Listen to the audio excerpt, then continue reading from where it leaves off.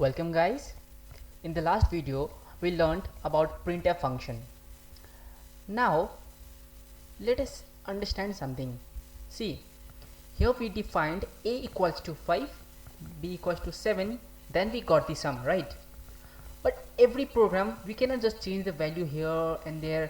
If a third person comes and he does not know anything about this and you tell him to add two numbers, then how is he gonna do that? For that you are gonna take the numbers from that third person, the user. We call them the user. Okay, now we will code in such a way where we will ask the user to give me the two numbers so that I will sum up. For that we first don't need this number. Initially we defined 5 and 7, right? But now we are not going to do that. So the algorithm remains the same. Sum is equals to a plus b. That means whatever the value of a and whatever the value of b will be summed up, and the value will be stored in this sum, and sum will display out here, and the value of a will be shown here and b of here. So how are you gonna get the value from the user?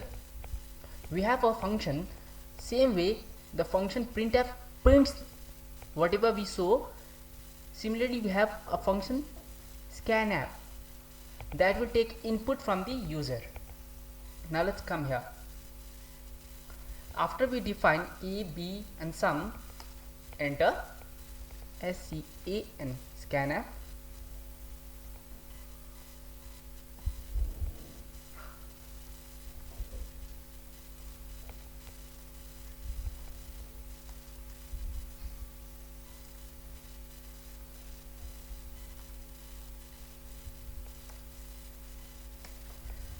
So here what I did is, first I used these two things, okay, and between that I displayed modulus d and modulus d. Here, a note, I did not use a comma between them. Now what does it mean? Scanf, you are taking two inputs from the user. Modulus d for first, that see a I have written, modulus d for second, for b, and after comma. Similarly for printf, whatever here you cannot print anything, it is just to take input. I have used this operator, we called it AND operator. AND, okay, it means it is receiving something. If you directly use a comma b, you will get error, but that does not mean that you are receiving something. Whenever we use this AND, it means you are receiving something. First let's compile. Alt F9, success, Control F9. Oh, we did not get anything. Sorry, this we'll add something, but I will tell you that. We got to input two numbers, right? First number I input 5, enter, 7 number be 7. The sum of 5 and 7 is equals to 12. See, I programmed so I know that I need to enter two numbers, so I'll get the sum 12. But how would third person know that he have to enter a number?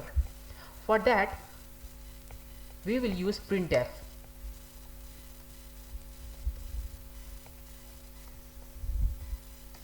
See, here I will ask the user to enter two numbers, 2 and numbers, okay, /n also you can give for the new line. Alt F9, success, Control F9. See, now you guys can see enter two numbers.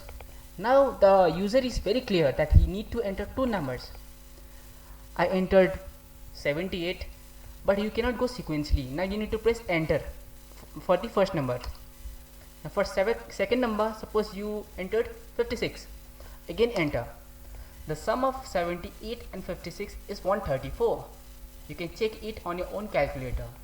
Actually the code is also calculator, it calculates us the result and gives us. Now I will tell you what exactly happened here. Initially we defined a equals to so and so, b equals to so and so, and the algorithm sum equals to a plus b calculates the value, and the value we get is in sum, and the value we print in sum, right? Now we ask the user to enter a number. After we initialized variables a, b and sum, the printf function, we wrote printf function so that the user might come to know that he need to enter two numbers. Enter two numbers, okay. It only displays on this screen. It won't do anything else.